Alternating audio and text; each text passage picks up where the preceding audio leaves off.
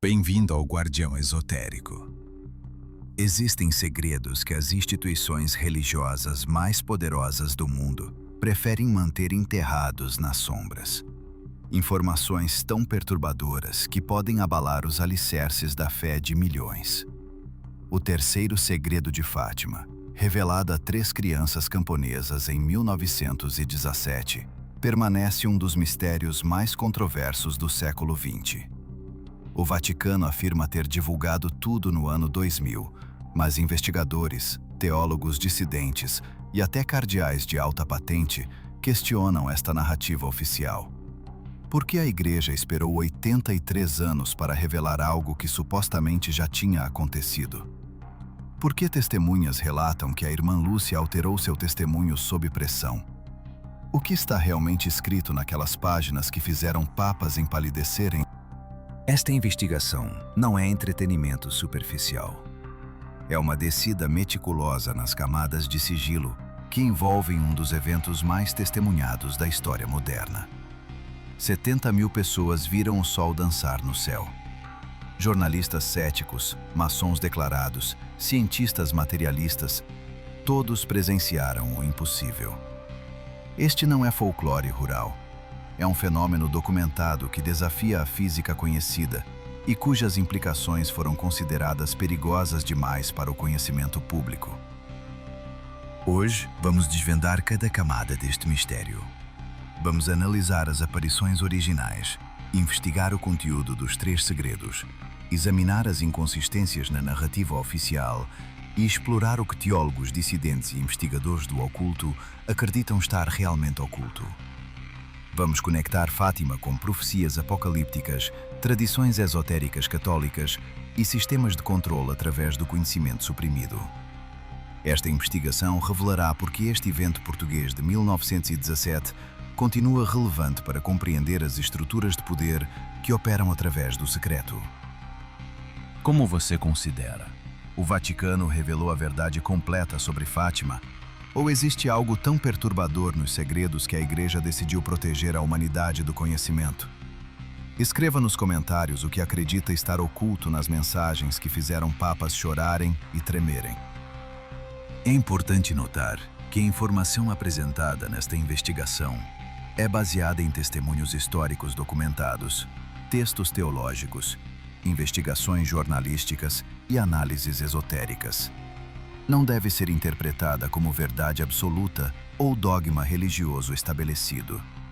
Vamos analisar as aparições de Fátima de uma perspectiva histórica, simbólica e esotérica, investigando sua presença em várias tradições místicas e sua influência no catolicismo moderno.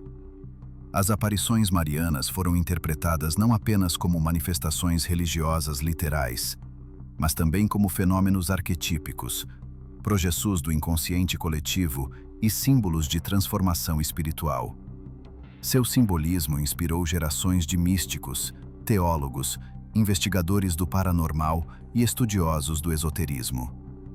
Esta investigação não é um convite à prática religiosa específica e não deve ser interpretada como ataque ou defesa da fé católica. Investigamos artefatos históricos e estruturas simbólicas da posição de análise crítica, histórica e filosófica. Portugal, no ano de 1917, era uma nação em convulsão. A monarquia tinha caído apenas 7 anos antes, em 1910. A Primeira República Portuguesa tinha implementado políticas ferozmente anticlericais. Conventos foram fechados, propriedades eclesiásticas confiscadas, padres perseguidos. A maçonaria controlava o governo, promovendo uma agenda de secularização radical que pretendia erradicar a influência católica da sociedade portuguesa. Neste contexto de guerra cultural entre Igreja e Estado, algo extraordinário estava prestes a acontecer na região rural de Fátima. A aldeia de Aljustrel, próxima de Fátima, era um local remoto e esquecido. Campos de pastoreio, olivais, terra árida onde camponeses pobres lutavam pela sobrevivência. Ali viviam 3 crianças: Lúcia dos Santos, de 10 anos, e seus primos Francisco e Jacinta Marto, de 9 e 7 anos, respectivamente. Crianças iletradas, sem educação formal, cujas vidas consistiam em pastorear ovelhas e rezar o terço que suas famílias lhes ensinaram. Nada nas suas vidas indicava que se tornariam testemunhas de um dos eventos mais investigados e controversos da história religiosa moderna. No dia 13 de maio de 1917, as 3 crianças pastoreavam ovelhas na cova da Íria. O céu estava claro. De repente, viram 2 relâmpagos, apesar da ausência de nuvens. Depois, sobre uma pequena azinheira, apareceu uma figura luminosa. Uma mulher vestida de branco, mais brilhante que o sol, mas que não feria os olhos. Sua descrição seria repetida consistentemente pelas crianças nos meses seguintes. Vestida de branco, com um manto bordado de ouro, mãos postas em oração, um rosário branco pendurado entre os dedos. O rosto era jovem, belo, mas com uma expressão de tristeza profunda. A luz que emanava da figura era descrita como ofuscante, sobrenatural, impossível de reproduzir. A aparição falou. Segundo Lúcia, a única das 3 que ouvia as palavras, a figura disse: "Não tenhais medo, não vos farei mal." Identificou-se como vinda do céu e pediu que as crianças voltassem àquele local no dia 13 de cada mês durante 6 meses consecutivos. Disse que no 6º mês revelaria quem era e o que desejava. Perguntou se as crianças estavam dispostas a oferecer-se a Deus para suportar sofrimentos em reparação pelos pecados da humanidade. Lúcia, Francisco e Jacinta aceitaram. A aparição então abriu as mãos, das quais saiu uma luz intensa que penetrou no peito das crianças. Nesta luz, viram-se a si próprios imersos em Deus. Francisco via a figura, mas não ouvia as palavras. Jacinta ouvia e via. Lúcia via, ouvia e falava com a aparição. Esta diferenciação entre os 3 videntes é significativa na análise esotérica. Diferentes níveis de percepção mística. Quando as crianças contaram às famílias o que tinham visto, foram recebidas com ceticismo brutal. A mãe de Lúcia, Maria Rosa, não acreditou. Chamou a filha de mentirosa, bateu-lhe, forçou-a a retratar-se. O pai era um homem simples que preferia ignorar o assunto. Apenas os pais de Francisco e Jacinta, Olímpia e Manuel Marto, demonstraram alguma abertura. O pároco local, Padre Ferreira, interrogou as crianças com severidade, suspeitando de ilusão diabólica. A reação inicial da comunidade foi hostil. Numa sociedade rural católica, aparições não autorizadas pela Igreja eram suspeitas. Poderia ser bruxaria, possessão ou simplesmente mentiras de crianças buscando atenção. No dia 13 de junho, as crianças voltaram à cova da Íria. Desta vez, cerca de 50 pessoas as acompanharam, curiosas ou céticas. As crianças entraram em êxtase. Testemunhas relataram mudanças na luz ambiente, um som como um zumbido distante e o rosto de Lúcia transformado, tornando-se pálido e radiante. A aparição voltou. Disse a Lúcia que Jacinta e Francisco morreriam em breve e iriam para o céu, mas que Lúcia ficaria mais tempo na terra para espalhar a devoção ao Imaculado Coração de Maria. Esta profecia era perturbadora. 2 crianças condenadas à morte precoce. De facto, Francisco morreria em 1919, vítima da gripe espanhola. Jacinta morreria em 1920, também da mesma pandemia. A profecia cumpriu-se com precisão macabra. Durante esta segunda aparição, a figura prometeu revelações futuras. Disse que voltaria e que no mês de outubro faria um milagre para que todos acreditassem. As crianças saíram do transe. A multidão interrogou-as avidamente. O que a senhora tinha dito? As crianças revelaram parte das mensagens, mas Lúcia manteve certos detalhes em segredo, instruída pela aparição a não divulgar tudo imediatamente. Este padrão de revelação parcial criaria décadas de especulação e controvérsia. O que estava sendo retido? Por que algumas mensagens podiam ser compartilhadas e outras não? Em 13 de julho, ocorreu a terceira aparição, a mais significativa para esta investigação. Cerca de 2.000 pessoas reuniram-se na Cova da Íria. A notícia tinha se espalhado. Jornalistas começavam a aparecer, incluindo representantes de publicações anticlericais que pretendiam desmascarar a fraude. As crianças entraram novamente em êxtase. Desta vez, a aparição revelou 3 segredos. O primeiro foi uma visão aterradora do inferno. Um mar de fogo, onde demônios e almas humanas flutuavam, gritando em agonia. A descrição de Lúcia é visceral. Os demônios distinguiam-se por formas horríveis e asquerosas de animais espantosos e desconhecidos, mas transparentes como negros carvões em brasa. O segundo segredo foi uma profecia sobre a Segunda Guerra Mundial e a propagação do comunismo.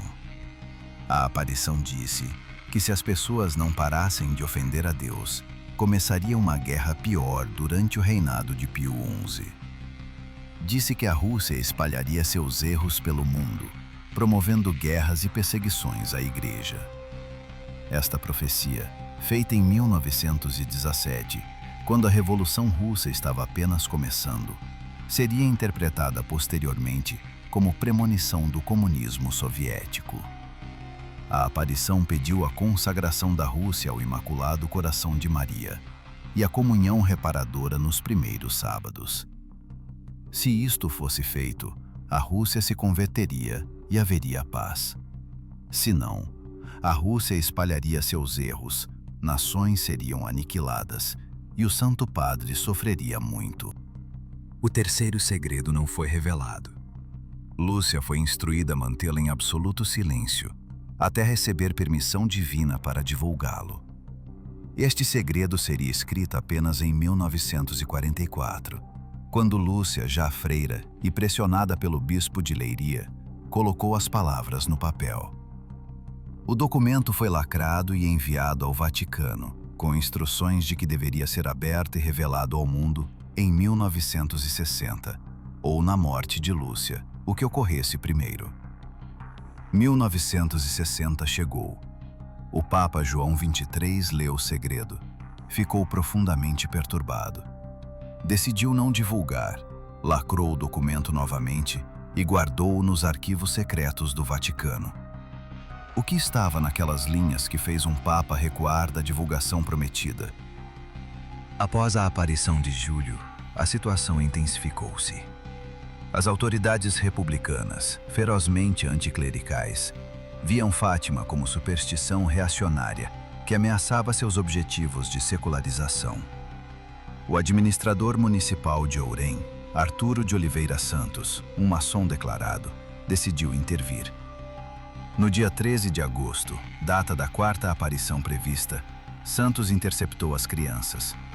Levou-as ao seu gabinete em Ourém, interrogou-as agressivamente, tentou forçá-las a revelar os segredos e a admitir a fraude. As crianças recusaram.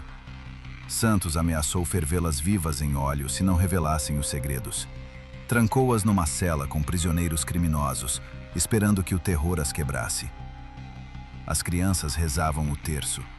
Os prisioneiros, tocados pela fé inocente, rezavam com elas. Santos libertou-as finalmente, frustrado pela sua firmeza inabalável. A aparição de agosto ocorreu dias depois em Valinhos, quando as crianças estavam de volta. A figura lamentou que não tivessem estado na Cova da Íria no dia 13. Reiterou as mensagens anteriores e disse que o milagre de outubro seria impressionante. Milhares já acreditavam. Outros milhares zombavam. A tensão entre fé e ceticismo, entre igreja e Estado, entre o sobrenatural e o materialismo, convergia para o clímax prometido. Em 13 de setembro, cerca de 30.000 pessoas reuniram-se na Cova da Íria. Jornalistas, cientistas, curiosos, devotos, céticos, maçons, todos queriam testemunhar. As crianças chegaram, entraram em êxtase. Testemunhas relataram fenômenos atmosféricos estranhos. Uma nuvem luminosa desceu sobre a azinheira. A luz solar diminuiu. Pétalas brancas pareciam cair do céu, mas desapareciam antes de tocar o chão. Fotógrafos tentaram capturar imagens. Alguns relataram que suas câmeras falharam misteriosamente. A aparição disse às crianças que em outubro revelaria sua identidade e realizaria o milagre prometido para que todos acreditassem. Disse também que São José viria com o menino Jesus para abençoar o mundo e que Nossa Senhora apareceria tanto como Nossa Senhora das Dores quanto como Nossa Senhora do Carmo. O dia 13 de outubro de 1917 amanheceu com chuva torrencial. A cova da Íria transformou-se em lamaçal. Mesmo assim, 70.000 pessoas convergiram para o local. 70.000. Este número não é exagerado. Está documentado por jornalistas de publicações seculares, incluindo o jornal anticlerical O Século, cujo repórter, Avino de Almeida, escreveu um relato detalhado. A multidão incluía pessoas de todas as classes: camponeses, intelectuais, padres, maçons, crentes, ateus. Todos molhados, cobrindo-se com guarda-chuvas, esperando numa lama que chegava aos tornozelos. Ao meio-dia, Lúcia gritou para a multidão: "Fechem os guarda-chuvas!" A chuva parou abruptamente. As nuvens abriram-se. O sol apareceu, mas não como o sol normal. Apareceu como um disco prateado, girando, que podia ser olhado diretamente sem ferir os olhos. Então começou o que ficaria conhecido como o milagre do Sol. O disco solar começou a girar sobre si mesmo, lançando raios de luz colorida em todas as direções: vermelho, azul, verde, amarelo, roxo. A multidão estava banhada em luzes cambiantes. Pessoas gritavam, choravam, rezavam. Ateus caíam de joelhos. Depois, o sol pareceu desprender-se do céu e cair em direção à terra, num movimento em zigue-zague aterrorizante. 70.000 pessoas pensaram que o mundo estava acabando. 70.000 pessoas viram suas vidas passarem diante dos olhos. O calor intensificou-se. Alguns pensaram que seriam vaporizados. Então, tão abruptamente quanto começou, o fenômeno cessou. O sol voltou à sua posição normal no céu. A multidão percebeu algo impossível. Suas roupas, completamente encharcadas minutos antes, estavam secas. O chão lamacento estava seco. Este detalhe é crucial. Não apenas viram algo no céu, mas experimentaram uma alteração física impossível. Roupas molhadas não secam instantaneamente. Lama não evapora em segundos. Algo além da física conhecida tinha ocorrido. Avelino de Almeida, o jornalista cético de O Século, escreveu: "Viu-se toda a imensa multidão voltar-se para o sol, que se mostrou livre de nuvens, em pleno zênite. O astro lembrava uma placa de prata fosca, e era possível fitá-lo sem o mínimo esforço. Não queimava, não cegava. Dir-se-ia estar se realizando um eclipse." As crianças, durante este tempo, tinham visto algo mais. Lúcia relatou que viram 3 visões no céu, ao lado do sol. Primeiro, São José com o menino Jesus, abençoando o mundo. Depois, Nossa Senhora das Dores ao lado de Jesus adulto.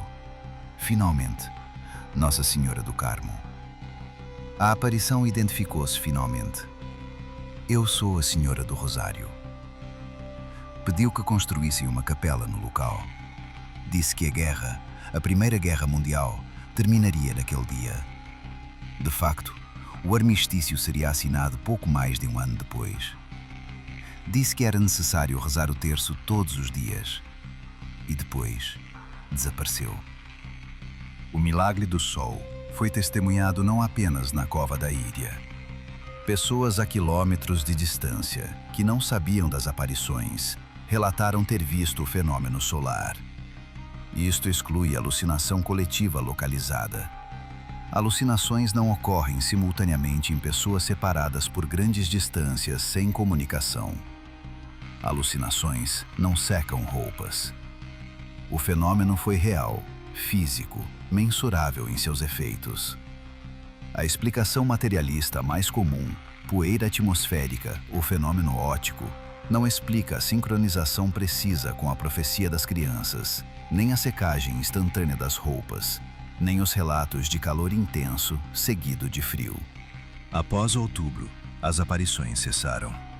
Mas as consequências apenas começavam. Francisco Marto, conforme profetizado, adoeceu gravemente em 1918, durante a pandemia de gripe espanhola. Morreu em abril de 1919, com apenas 10 anos. Seus últimos meses foram de sofrimento oferecido em reparação, exatamente como a aparição tinha pedido. Jacinta Marto também contraiu a gripe, seguida de pneumonia e finalmente uma infecção pleural que a consumiu lentamente. Foi levada para Lisboa para tratamento, onde morreu sozinha num hospital em fevereiro de 1920, com apenas 9 anos. Antes de morrer, Jacinta teve visões proféticas próprias, relatadas por Lúcia. Viu o Papa sofrendo muito, viu guerras futuras, viu a apostasia dentro da igreja. Estas visões de Jacinta são raramente discutidas, mas adicionam camadas ao mistério. Lucia dos Santos, conforme profetizado, sobreviveu. Tornou-se freira, primeiro como irmã Doroteias e depois como carmelita descalça. Viveu até 2005, morrendo aos 97 anos. Durante sua longa vida, escreveu múltiplas memórias sobre Fátima, cada vez revelando mais detalhes. Esta revelação gradual é suspeita para alguns investigadores. Por que a história mudava e expandia-se com o tempo? Lúcia estava realmente recordando mais detalhes ou estava sendo instruída pelo Vaticano a adicionar elementos que serviriam à agenda da Igreja? Esta questão permanece controversa. Em 1929, Lúcia tinha uma visão em Tui, Espanha, onde estava no convento. Viu a Santíssima Trindade e Nossa Senhora que disse: chegou o momento em que Deus pede ao Santo Padre que faça, em união com todos os bispos do mundo, a consagração da Rússia ao meu imaculado coração. Esta mensagem foi comunicada ao Vaticano. Nada foi feito imediatamente. A consagração seria um ato político explosivo, implicando que a Rússia soviética estava sob influência demoníaca. A Igreja hesitou. Décadas passariam com tentativas parciais de consagração que Lúcia consistentemente disse não cumprirem os requisitos específicos. Em 1941, o bispo de Leiria autorizou Lúcia a escrever as 2 primeiras própetes do Segredo de Júlio. Foram publicadas e confirmaram as profecias sobre a guerra e a Rússia. Mas o terceiro segredo permaneceu oculto. Em 1943, Lúcia adoeceu gravemente. O bispo de Leiria, temendo que morresse sem ter escrito o terceiro segredo, ordenou que o controlasse no papel. Lúcia resistiu, dizendo que não tinha autorização celestial. A pressão intensificou-se. Finalmente, em janeiro de 1944, após disse ter recebido permissão em visão, Lúcia escreveu o terceiro segredo. Lacrou-o num envelope com instruções claras. O envelope chegou ao Vaticano. O Papa Pio XII foi informado de sua existência, mas nunca o leu. Em 1960, o Papa João XXIII leu o segredo. Sua reação não foi registrada oficialmente, mas fontes próximas relatam que ficou visivelmente perturbado. Decidiu não publicar. Por quê? Se o segredo era simplesmente sobre eventos passados ou profecias já cumpridas, por que não divulgar? A suspeita cresceu de que o conteúdo era demasiado perturbador, demasiado controverso, demasiado perigoso para a estabilidade da Igreja. O Papa Paulo VI leu o segredo. Não publicou. O Papa João Paulo I, cujo pontificado durou apenas 33 dias antes de sua morte misteriosa, teria lido o segredo. O Papa João Paulo II leu o segredo após o atentado contra sua vida, em maio de 1981. O atentado ocorreu precisamente no dia 13 de maio, aniversário da primeira aparição de Fátima. João Paulo II atribuiu sua sobrevivência à intervenção de Nossa Senhora de Fátima. A bala que deveria tê-lo matado desviou-se inexplicavelmente. João Paulo II colocou a bala extraída de seu corpo na coroa da estátua de Nossa Senhora de Fátima. Esta conexão entre o atentado e Fátima intensificou a especulação sobre o terceiro segredo. Em 13 de maio de 2000, 83 anos após a primeira aparição, o Vaticano finalmente publicou o que afirmava ser o terceiro segredo completo. O cardeal Joseph Ratzinger, futuro Papa Bento XVI, apresentou o documento.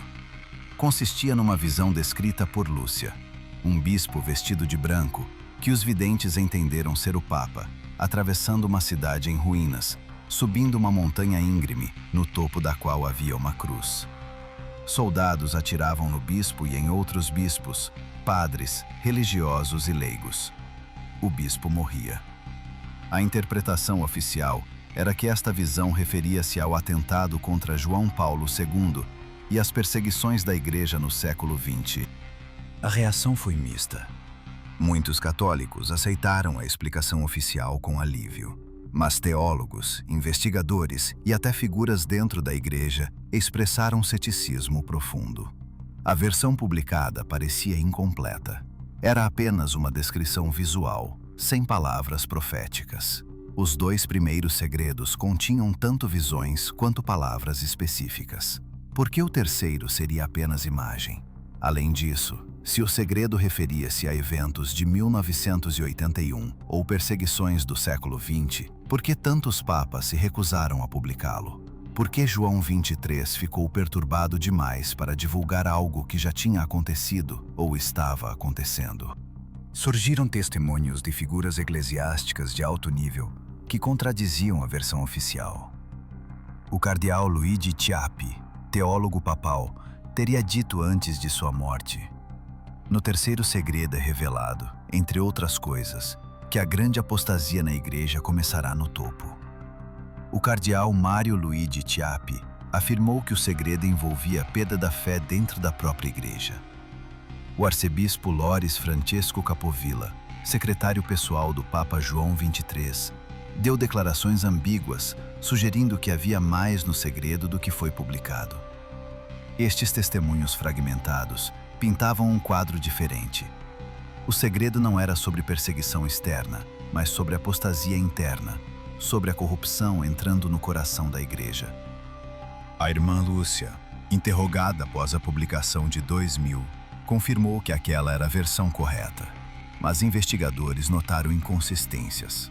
Lúcia tinha mais de 90 anos. Vivia isolada no Carmelo de Coimbra, sob controle estrito do Vaticano. Suas comunicações eram filtradas. Será que teve liberdade real para contradizer a versão oficial? Algumas análises grafológicas de documentos supostamente escritos por Lúcia em suas últimas décadas levantaram questões sobre autenticidade. Estas alegações são altamente controversas e não comprovadas, mas alimentam a suspeita de manipulação. Outra inconsistência. O documento publicado em 2000 não estava no formato descrito nas instruções originais. Lúcia teria escrito o segredo numa folha de papel comum, mas em 1957, quando o envelope foi transferido do Bispado de Leiria para o Vaticano, havia referências a um caderno ou páginas múltiplas. O Vaticano publicou uma única folha. Onde estavam as outras páginas? O padre Joaquim Maria Alonso, arquivista oficial de Fátima durante 16 anos, declarou antes da publicação oficial que o terceiro segredo continha palavras de Nossa Senhora explicando a visão, não apenas a visão isolada. Após a publicação, esta expectativa não foi satisfeita. Existem múltiplas teorias sobre o que o terceiro segredo realmente contém. A teoria mais difundida entre investigadores católicos tradicionalistas é que o segredo profetiza a apostasia dentro da Igreja, culminando num papa herético ou na perda da fé verdadeira dentro do Vaticano. Esta interpretação baseia-se em fragmentos vazados ao longo das décadas. O padre Malachi Martin, exorcista e conselheiro de vários papas, que afirmou ter lido o segredo completo, deu entrevistas crípticas antes de sua morte em 1999. Disse que o segredo envolvia a apostasia, começando no topo da hierarquia, a perda da fé em Roma, e que estava relacionado com as mensagens de La Salette, outra aparição mariana do século XIX, que profetizou que Roma perderia a fé e se tornaria a sede do Anticristo. As palavras precisas que Malachi Martin usou são reveladoras. Disse que o segredo mostrava uma apostasia, começando em Roma, especificamente entre os altos clérigos da Igreja. Quando pressionado sobre se isto significava que um papa seria apóstata, Martin recusou-se a confirmar explicitamente, mas também não negou.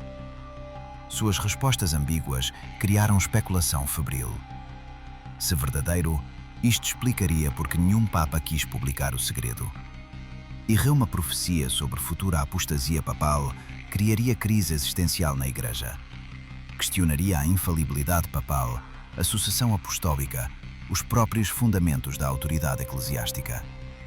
Era informação demasiado perigosa. Outra linha de investigação conecta o terceiro segredo com as visões de Jacinta Marto antes de sua morte. A pequena vidente, agonizando no hospital de Lisboa, teve revelações perturbadoras que contou a Lúcia e que só foram parcialmente divulgadas décadas depois. Jacinta viu o Santo Padre numa casa muito grande, ajoelhado junto a uma mesa, com a cabeça entre as mãos, a chorar. Viu muitos padres, bispos e cardeais indo por um caminho largo e espaçoso que levava à perdição.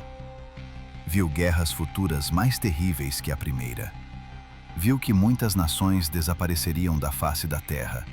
Viu que a Rússia espalharia seus erros pelo mundo inteiro. Estas visões de Jacinta são consideradas por muitos como complementares ao terceiro segredo, talvez até parte dele. A conexão com La Salette é particularmente perturbadora. Em 1846, 71 anos antes de Fátima, Nossa Senhora apareceu a duas crianças camponesas em La Salette, França. Deu-lhes segredos que incluíam profecias apocalípticas. A parte publicada falava de fomes, guerras e castigos divinos. A parte nunca oficialmente publicada, mas vazada posteriormente, continha profecias sobre Roma se tornando a sede do Anticristo, sobre a Igreja sendo eclipsada, sobre o Papa sofrendo terrivelmente. O Papa Pio IX leu os segredos de La Salette e comentou: "Você não conhece o flagelo que ameaça a França. É Roma quem sofrerá o castigo. O castigo é iminente." Esta conexão entre La Salette e Fátima sugere um padrão. Aparições marianas advertindo sobre a apostasia interna na Igreja. A análise esotérica de Fátima revela camadas que transcendem a interpretação religiosa literal. O simbolismo solar do milagre de outubro é profundamente significativo. Em tradições herméticas e gnósticas, o sol representa a consciência divina, o Logos, a fonte de iluminação espiritual. O sol dançando, mudando de cores, aproximando-se da Terra, pode ser interpretado arquetipicamente como uma manifestação de forças cósmicas, entrando em contato direto com a humanidade. Não necessariamente o sol físico se movendo, mas uma abertura dimensional, uma rasgadura no véu entre mundos, permitindo que energias ou entidades de outros planos se manifestassem fisicamente. Esta interpretação encontra paralelo em outros fenômenos de massa testemunhados historicamente. As aparições marianas frequentemente envolvem fenômenos luminosos, alterações atmosféricas e efeitos físicos mensuráveis. Em Zeitun, Egito, entre 1968 e 1971, centenas de milhares testemunharam aparições luminosas sobre uma igreja copta. Fotografias foram tiradas. Investigações seculares não encontraram explicação convencional. Em Medjugorje, na antiga Jugoslávia, desde 1981, videntes relatam aparições diárias, acompanhadas por fenômenos solares similares aos de Fátima. O padrão se repete: luz anômala, alterações atmosféricas, mensagens proféticas sobre apostasia e castigos. Do ponto de vista da tradição esotérica católica, Fátima encaixa-se numa corrente profética que atravessa séculos. Santa Hildegarda de Bingen, no século XII, profetizou sobre tempos em que a Igreja seria infiltrada por forças anticristãs. São Francisco de Assis profetizou sobre um Papa não canonicamente eleito. Santa Catarina de Siena, no século XIV, viu em visões a corrupção dentro do papado durante o cisma do Ocidente. O Padre Pio, santo e estigmatizado do século XX, contemporâneo dos eventos de Fátima, teve visões concordantes sobre a futura apostasia. Existe uma linhagem mística dentro do catolicismo que consistentemente adverte sobre crises internas, não apenas perseguições externas. A pedido de consagração da Rússia, adiciona dimensão geopolítica ao mistério. Por que especificamente a Rússia? Em 1917, a Revolução Bolchevique estava apenas começando. Os videntes eram crianças camponesas analfabetas que provavelmente nunca tinham ouvido falar da Rússia. De onde veio esta profecia específica sobre erros russos se espalhando pelo mundo? A explicação teológica é que era genuína premonição divina sobre o comunismo.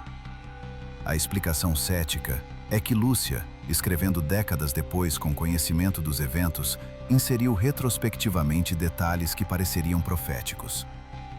Mas esta explicação ignora testemunhos contemporâneos de 1917 que mencionavam a Rússia. A consagração da Rússia nunca foi feita exatamente como o período. Em 1942, Pio XII consagrou o mundo ao Imaculado Coração de Maria, mas não mencionou especificamente a Rússia.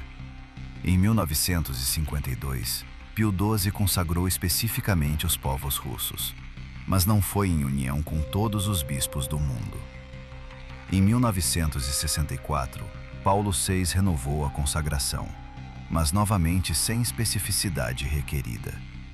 Em 1982 e 1984, João Paulo II fez consagrações que se aproximaram mais dos requisitos.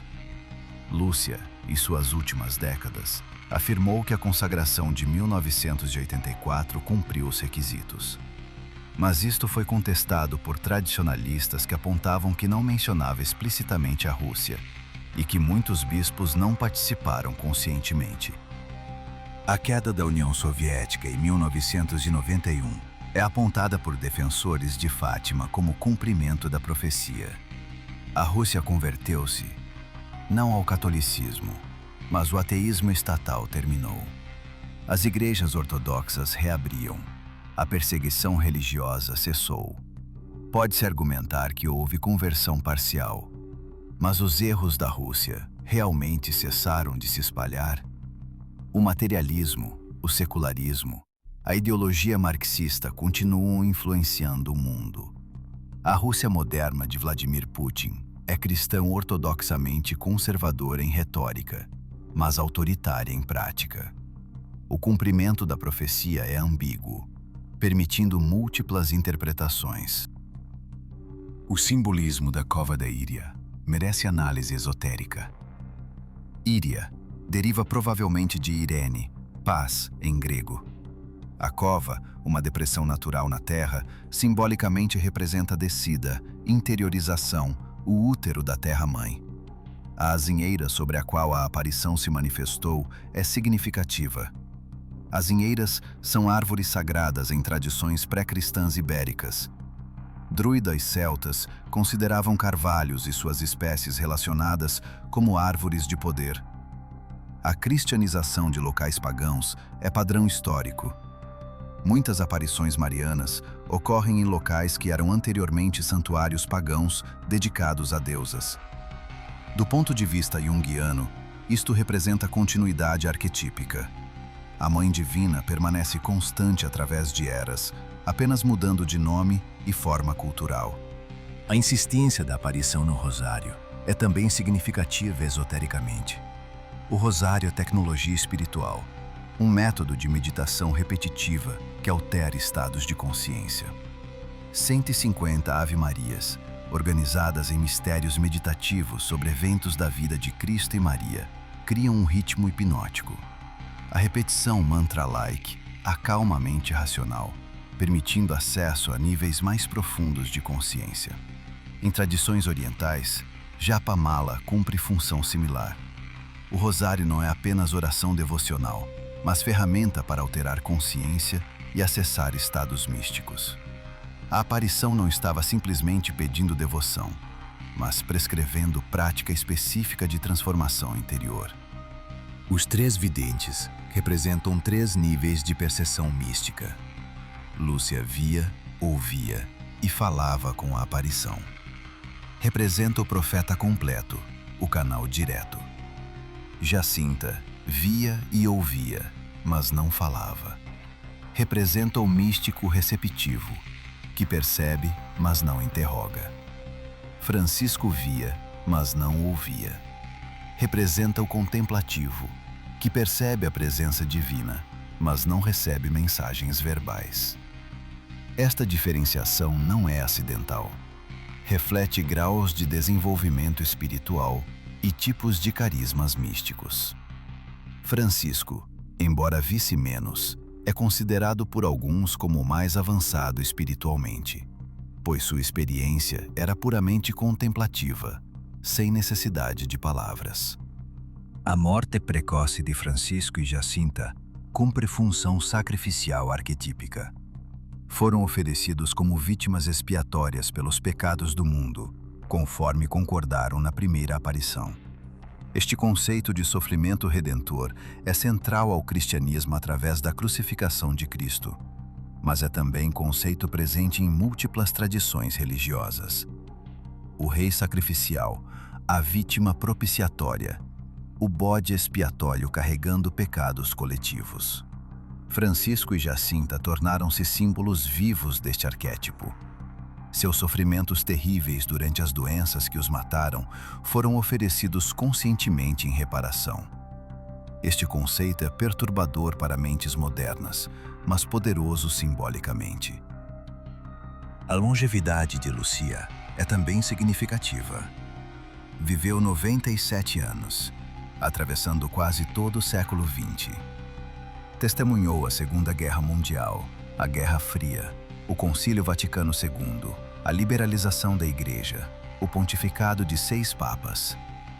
Sua função era ser testemunha através das eras, mantendo viva a memória de Fátima e revelando gradualmente camadas do mistério conforme os tempos amadureciam. Mas esta longevidade também permitiu ao Vaticano controlar a narrativa. Lúcia viveu sob autoridade eclesiástica estrita. Suas comunicações eram filtradas. Tornou-se impossível separar suas memórias genuínas de influências externas. Teorias conspirativas mais extremas sugerem que Lúcia foi substituída em algum momento das décadas de 1960 ou 70. Apontam para fotografias mostrando diferenças faciais significativas entre a Lúcia jovem e a Lúcia idosa. Apontam para mudanças de caligrafia em documentos.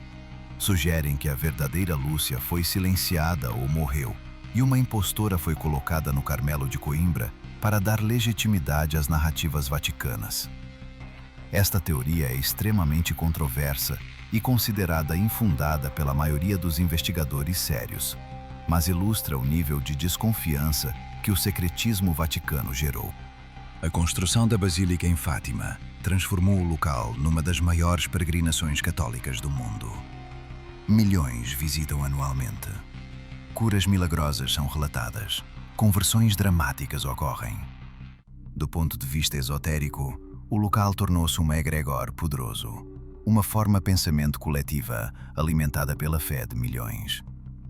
Em tradições ocultas, quando grande número de pessoas concentra atenção e emoção intensas num local específico durante décadas, cria-se uma entidade energética autônoma. Este egregor torna-se real em termos de efeitos mensuráveis. Pessoas experimentam fenómenos genuínos não porque entidades celestiais literais aparecem, mas porque a concentração coletiva de fé criou uma matriz energética que interage com consciências individuais.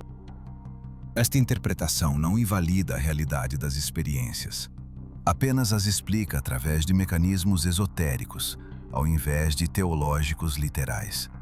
Se 100.000 pessoas acreditam que um local é sagrado e oram intensamente ali, esse local torna-se sagrado em termos de efeitos psíquicos mensuráveis. Isto é magia tradicional. Intenção coletiva focada, criando realidade. Fátima tornou-se um dos maiores trabalhos mágicos coletivos da era moderna, embora realizado inconscientemente sob vestes religiosas. O Santuário de Fátima está construído segundo princípios de geometria sagrada. A basílica original, a praça, a Capela das Aparições, exatamente no local da azinheira, tudo está alinhado segundo proporções específicas. Arquitetos esotéricos sabem que geometria e orientação influenciam fluxos energéticos. Catedrais góticas foram construídas segundo o conhecimento hermético, preservado por guildas de construtores que eram sociedades secretas iniciáticas. Fátima, construída no século XX, incorpora alguns destes princípios. A orientação da basílica, as proporções da praça capaz de acomodar centenas de milhares, tudo foi calculado para maximizar impacto psicológico e espiritual sobre peregrinos. A relação entre Fátima e a maçonaria portuguesa é complexa e cheia de ironia. O administrador que tentou suprimir as aparições, Arturo Santos, era maçom declarado. A República Portuguesa Anticlericais era dominada por maçons. Fátima representava tudo o que combatiam: superstição católica, poder da Igreja e racionalismo. Mas falharam em suprimi-la. O milagre do Sol, testemunhado por 70.000, incluindo ateus e maçons, foi demasiado poderoso. Alguns maçons presentes converteram-se. O fracasso da República em destruir Fátima contribuiu para sua eventual queda e retorno de governos mais simpáticos ao catolicismo. Esta dinâmica ilustra um princípio esotérico. Tentativas de suprimir manifestações genuínas de poder espiritual frequentemente retroalimentam e fortalecem o que pretendiam destruir. A perseguição cria mártires. O secretismo cria fascínio. O Vaticano, ao recusar publicar o terceiro segredo por décadas, garantiu que gerações de católicos ficassem obcecadas com ele. Se tivessem publicado em 1960, a controvérsia teria sido menor. O secretismo alimentou especulação que se tornou mais poderosa que qualquer verdade poderia ser. Existem conexões entre Fátima e outras aparições marianas do século XX que sugerem um padrão coordenado. Em Garabandal, Espanha, de 1961 a 1965, 4 meninas relataram aparições de Nossa Senhora que deram mensagens similares. Apostasia na igreja, necessidade de penitência, advertência sobre futuros castigos. Em Akita, Japão, em 1973, a irmã Agnes Sasagawa recebeu mensagens de uma estátua chorando lágrimas de sangue. As mensagens falavam de castigo de fogo caindo do céu, de cardeais se opondo a cardeais e bispos a bispos. O cardeal Ratzinger, futuro papa, investigou Akita e reconheceu essencialmente o mesmo conteúdo de Fátima. Em Medjugorje, desde 1981, 6 videntes relatam aparições diárias contínuas, o que seria sem precedentes se verdadeiro. As mensagens são similares: oração, jejum, conversão, advertências sobre castigos futuros. 10 segredos foram dados aos videntes, que serão revelados progressivamente. 3 dos segredos são advertências, castigos que podem ser mitigados por oração. O Vaticano ainda não aprovou oficialmente Medjugorje, mantendo postura ambígua. Mas milhões peregrinam ali e fenômenos continuam sendo relatados. O padrão de múltiplas aparições marianas do século XX com mensagens consistentes sobre apostasia e castigo sugere ou uma campanha coordenada de manifestações genuínas ou uma narrativa cultural coletiva sendo projetada através de múltiplos canais. A interpretação psicológica junguiana de Fátima é iluminadora. Carl Jung analisou fenômenos religiosos de massa como manifestações do inconsciente coletivo. Arquétipos, estruturas psíquicas universais compartilhadas pela humanidade, emergem em momentos de crise cultural através de visões, sonhos e aparições. A Mãe Divina é arquétipo primordial presente em todas as culturas. Em períodos de grande ansiedade, guerra, colapso social, este arquétipo é constelado poderosamente no inconsciente coletivo e pode manifestar-se visivelmente. As crianças, com egos menos desenvolvidos e barreiras psíquicas mais permeáveis, tornam-se canais através dos quais o arquétipo se manifesta. A multidão, em estado de alta emoção e expectativa, experiencia alterações de consciência que permitem percepção de fenômenos normalmente invisíveis. Esta explicação não reduz Fátima a apenas psicologia. Na visão junguiana, arquétipos são tão reais quanto matéria física, apenas existindo numa dimensão diferente. Quando um arquétipo se consteliza suficientemente forte, pode produzir efeitos físicos mensuráveis. O milagre do Sol seria então uma manifestação física de energia arquetípica, uma materialização momentânea do luminoso. Jung diria que debater se Nossa Senhora realmente apareceu versus foi apenas projeção psíquica é dicotomia falsa. O psíquico é real, o arquétipo é real. Sua manifestação tem efeitos reais. O contexto histórico de Portugal em 1917 é crucial. O país estava em crise existencial. A monarquia milenar tinha caído. A República tinha falhado em trazer estabilidade. Portugal estava envolvido numa guerra mundial que não compreendia completamente. Soldados portugueses morriam nas trincheiras da Flandres. Em casa, fome, pobreza, caos político. A identidade católica tradicional do país estava sendo atacada por forças secularizantes. Neste vácuo de significado, o inconsciente coletivo português precisava desesperadamente de reafirmação. Fátima forneceu isso. Não foi coincidência que aconteceu em Portugal, país de navegadores que levaram o catolicismo ao mundo inteiro, agora humilhado e em crise. A conexão de Fátima com os Templários e a Ordem de Cristo adiciona camadas esotéricas profundas. O Convento de Cristo em Tomar, sede da Ordem de Cristo sucessora dos Templários em Portugal, está a apenas cerca de 50 quilómetros de Fátima. Esta proximidade geográfica não é trivial para pensadores esotéricos. Tomar foi centro do poder templário e preservou conhecimentos herméticos, cabalísticos e alquímicos. A região entre Tomar e Fátima foi território templário. Existe possibilidade que linhas telúricas, correntes energéticas da Terra, reconhecidas por tradições geomânticas, cruzem esta região, tornando-a propícia para manifestações extraordinárias. Os templários portugueses, ao contrário de seus irmãos noutros países perseguidos em 1312, foram protegidos pela coroa portuguesa e transformados na Ordem de Cristo. Preservaram conhecimentos esotéricos que os templários originais tinham adquirido no Oriente durante as Cruzadas. Estes conhecimentos incluíam gnosticismo, cabala judaica, hermetismo islâmico, mistérios egípcios. A Ordem de Cristo manteve estas correntes vivas em Portugal. É especulativo, mas fascinante, considerar-se energias despertadas por práticas esotéricas templário-cristãs em séculos anteriores poderiam ter criado condições para manifestações como Fátima, séculos depois. A Harola do Convento de Cristo em Tomar, construção central de geometria octogonal perfeita, é reconhecida como repositório de simbolismo esotérico profundo. O octógono representa equilíbrio entre quadrado terreno e círculo celestial, união de espírito e matéria. As inscrições, os relevos, as proporções arquitetônicas codificam conhecimento hermético. Iniciados que meditavam na charola experienciavam estados alterados de consciência. Se energia concentrada através de práticas esotéricas em locais sagrados pode permanecer impregnada na Terra durante séculos, então toda a região de Tomara, Fátima, seria saturada de potencial para manifestações extraordinárias.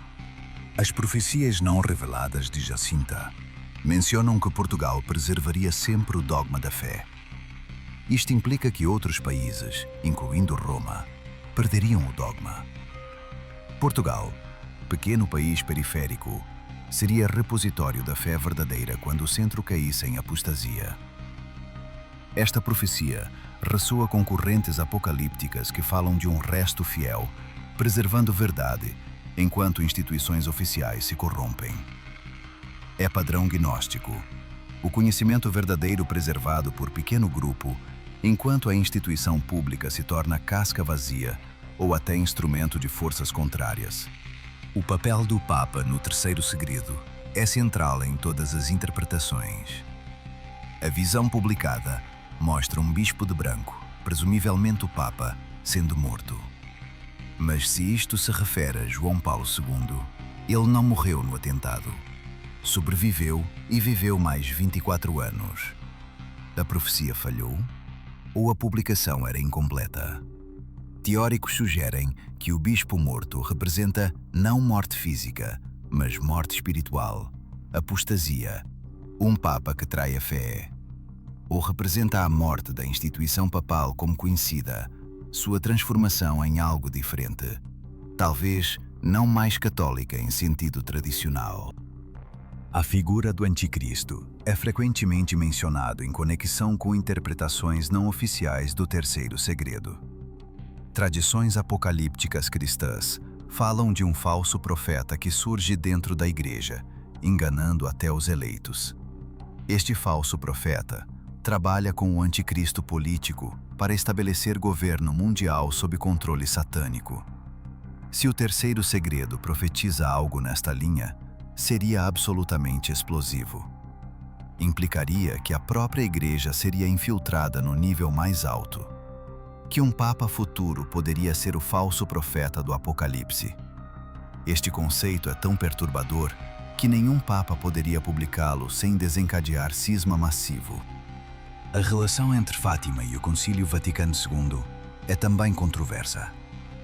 O concílio, realizado de 1962 a 1965, modernizou radicalmente a Igreja Católica. Missa em vernáculo ao invés de latim, abertura a outras religiões, democratização de estruturas, rejeição de muitas tradições antigas. Católicos tradicionalistas veem o Concílio Vaticano II como o início da apostasia profetizada. Argumentam que mudanças introduzidas diluíram a fé, criaram confusão, abriram portas para heresias. Se o terceiro segredo adverte contra estas mudanças, então João 23, que convocou o concílio, não publicaria um segredo que condenava suas próprias ações planejadas. O fenómeno do tradicionalismo católico pós-Vaticano II está intimamente ligado a Fátima. Movimentos como a Fraternidade Sacerdotal São Pio X, que rejeita o Concílio Vaticano II, veneram Fátima como profecia, validando suas posições. Argumentam que a apostasia profetizada já está acontecendo, que a hierarquia atual traiu a fé, que verdadeiros católicos devem resistir. Estas posições são consideradas cismáticas pelo Vaticano oficial, mas crescem em número. Fátima tornou-se bandeira de guerra cultural dentro do catolicismo entre tradicionalistas e progressistas. A consagração da Rússia e do mundo ao Imaculado Coração de Maria, realizada finalmente por João Paulo II em 1984, foi seguida por mudanças geopolíticas dramáticas.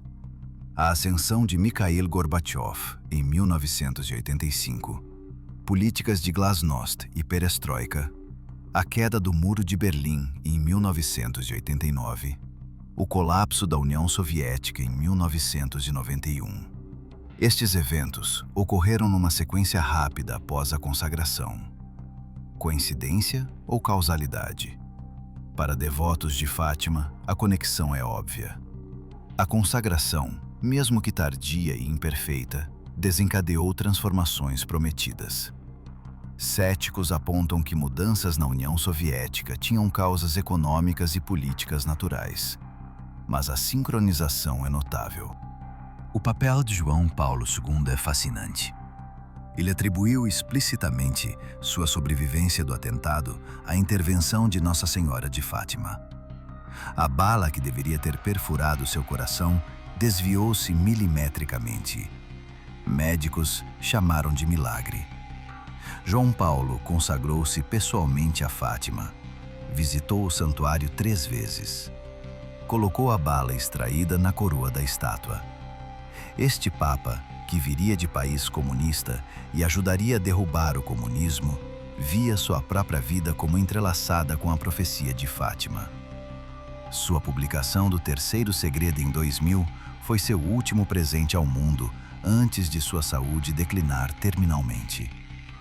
Será que publicou a verdade completa ou, mesmo em seu leito de morte metafórico, protegeu a Igreja de verdade demasiado perturbadora? A análise cabalística de Fátima revela padrões numéricos significativos. As aparições ocorreram no dia 13 de 6 meses consecutivos.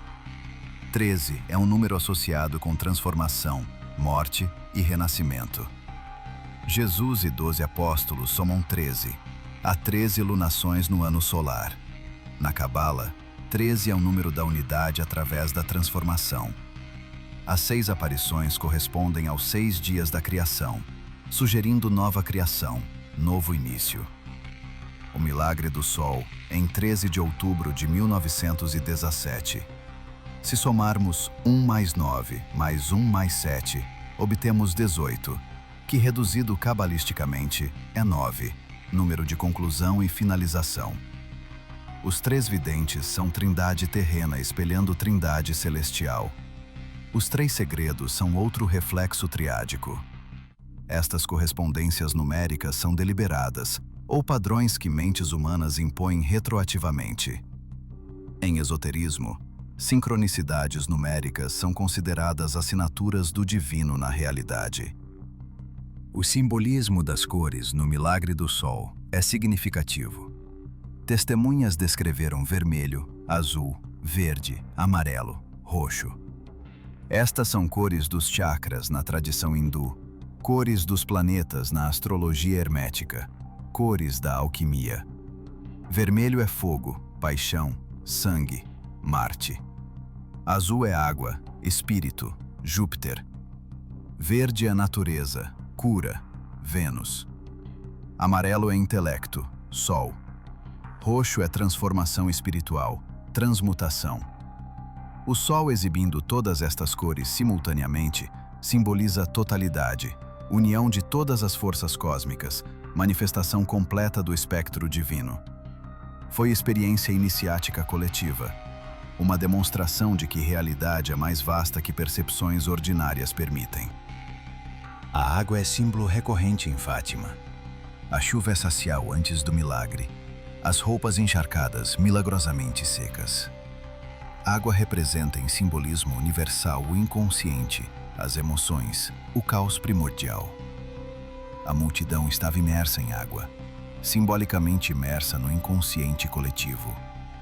O Sol, representando consciência e ordem, interveio, secou as águas, trouxe ordem do caos. Este é padrão cosmogônico primordial. Espírito ordenador movendo-se sobre águas caóticas, criando cosmos do caos. Fátima recapitulou simbolicamente a criação do mundo. A figura da aparição vestida de branco é arquétipo da Virgem Divina, presente em inúmeras culturas. Ísis no Egito, Inanna na Suméria, Kuan Yin na China, a Shekinah na Cabala judaica, Sofia no gnosticismo. Todas são manifestações do princípio feminino divino, a Mãe Cósmica. O catolicismo canalizou este arquétipo universal através de Maria. Mas em nível esotérico profundo, as crianças estavam encontrando o mesmo princípio que místicos de todas as tradições encontraram. As palavras e doutrinas específicas eram católicas, porque as crianças eram católicas portuguesas. Mas a experiência fundamental era transcultural e transtemporal. O conceito de reparação e sofrimento oferecida central em Fátima, mas perturbador para sensibilidades modernas. As crianças foram convidadas a sofrer em expiação pelos pecados de outros. Francisco e Jacinta aceitaram e morreram dolorosamente. Lúcia viveu vida de privação conventual. Este conceito de sofrimento redentor vicário é profundamente católico, baseado na cruz de Cristo. Mas ressoa também com conceitos esotéricos de transmutação através de provação. Iniciações místicas tradicionalmente envolvem sofrimento deliberado que purifica e transforma. Os 3 videntes passaram por iniciação, seus sofrimentos sendo o preço da gnose que receberam. A promessa de que Portugal preservaria sempre o dogma da fé tem dimensão política e cultural profunda. Portugal foi, durante séculos, nação expansionista católica que levou a fé aos confins do mundo. Brasil, África, Ásia, todos foram evangelizados por portugueses. Esta identidade católica era central à autoimagem nacional. Mas em 1917 estava sob ataque. A promessa de Fátima foi reafirmação de identidade ameaçada. Portugal não seria apenas mais uma nação secularizada europeia. Teria missão especial de preservar fé quando outros apostatassem. Esta promessa alimentou o nacionalismo católico português, que influenciou a política por décadas, incluindo o regime de Salazar, que governou de 1932 a 1974. António de Oliveira Salazar, ditador de Portugal por 42 anos, era devoto de Fátima. Consagrou Portugal a Nossa Senhora de Fátima em 1946, agradecendo por Portugal ter sido poupado da Segunda Guerra Mundial. Atribuía a neutralidade portuguesa durante a guerra à proteção de Fátima. O regime do Estado Novo de Salazar promoveu Fátima como símbolo nacional, construiu o santuário, facilitou peregrinações. Fátima e o regime tornaram-se mutuamente legitimadores. Este entrelaçamento de religião e política é controverso. Críticos argumentam que o regime usou Fátima para controle social. Defensores argumentam que o regime protegeu a fé contra comunismo e secularismo. A morte misteriosa de João Paulo I, após apenas 33 dias de pontificado, em 1978, está envolta em teorias conspiratórias ligadas a Fátima. Albino Luciani tinha lido o Terceiro Segredo, planejava reformas radicais na Igreja, incluindo limpeza do Banco do Vaticano envolvida em escândalos. Morreu repentinamente. A autópsia foi recusada.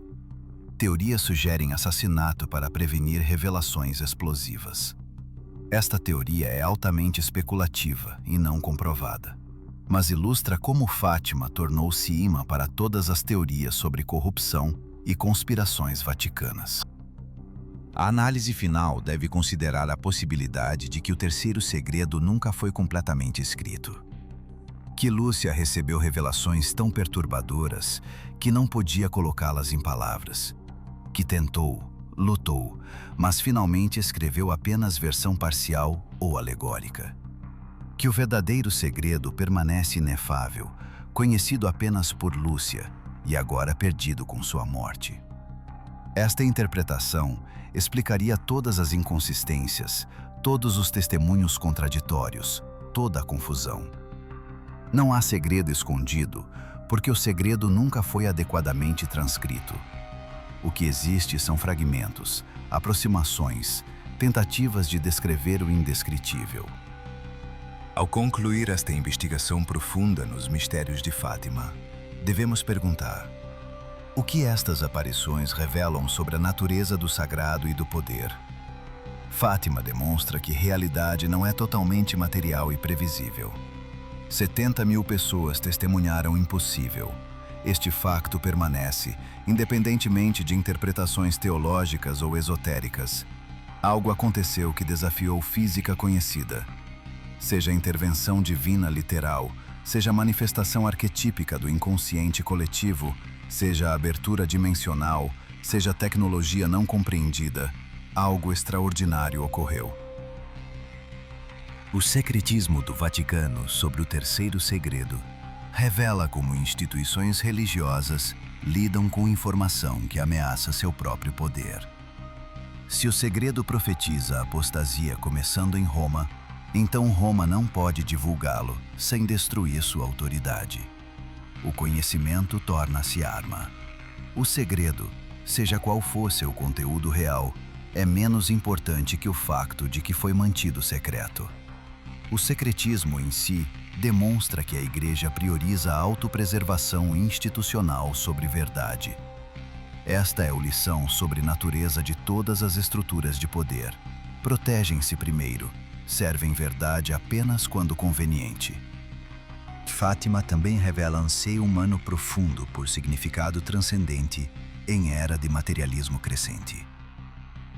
O século XX foi era de guerras mundiais, genocídios, bombas atômicas, ideologias totalitárias. A humanidade precisava desesperadamente de sinais de que realidade era mais que matéria e violência. Fátima forneceu isso. Ofereceu esperança de ordem cósmica, de propósito divino, de intervenção celestial em assuntos humanos. Este anseio não diminuiu. Cresce enquanto a sociedade moderna se torna mais secular e vazia de significado espiritual. Fátima permanece poderosa porque responde à necessidade existencial profunda. As profecias de Fátima sobre a apostasia na Igreja, se realmente parte das mensagens originais, demonstram compreensão sofisticada de que maior ameaça à religião vem de dentro, não de fora. Perseguição externa fortalece fé através de martírio. Corrupção interna destrói através de traição e hipocrisia. Este princípio aplica-se a todas as instituições, não apenas Igreja. Governos caem por corrupção interna, não invasão externa. Civilizações colapsam por perda de valores centrais, não conquista militar. Fátima, interpretada esotericamente, adverte sobre este perigo perene. O mistério de Fátima permanece não resolvido. Um século depois, debates continuam. Novas revelações aparecem periodicamente, aprofundando o mistério ao invés de resolvê-lo. Talvez isto seja intencional. Mistérios não devem ser completamente resolvidos. Devem permanecer abertos, convidando a investigação perpétua, gerando transformação contínua em quem os contempla.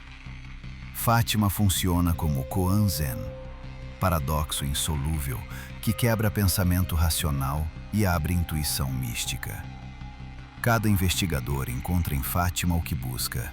Devotos encontram confirmação de fé, céticos encontram evidência de manipulação, esotéricos encontram símbolos arquetípicos. A verdade final sobre Fátima pode ser que não há verdade única. Há camadas infinitas de interpretação, cada uma válida em seu próprio nível. O evento histórico aconteceu, documentado e testemunhado. As interpretações teológicas são válidas para quem vive dentro daquela estrutura de significado. As interpretações esotéricas são válidas para quem vê através daquela lente. As interpretações psicológicas são válidas em seu próprio domínio. Fátima é suficientemente rica para suportar múltiplas leituras simultâneas, sem se esgotar. É símbolo verdadeiramente poderoso porque significa muito para muitos, sem ser redutível a significado único.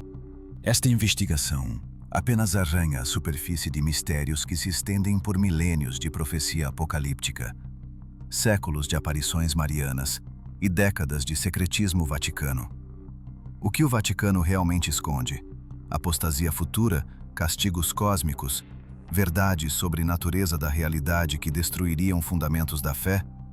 Ou simplesmente nada, sendo o secretismo em si a manipulação, criando mistério onde há apenas vazio? Cada investigador deve decidir.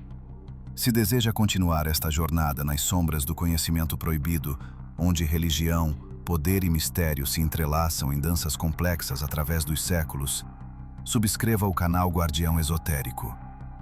Até a próxima exploração nos arquivos ocultos da história.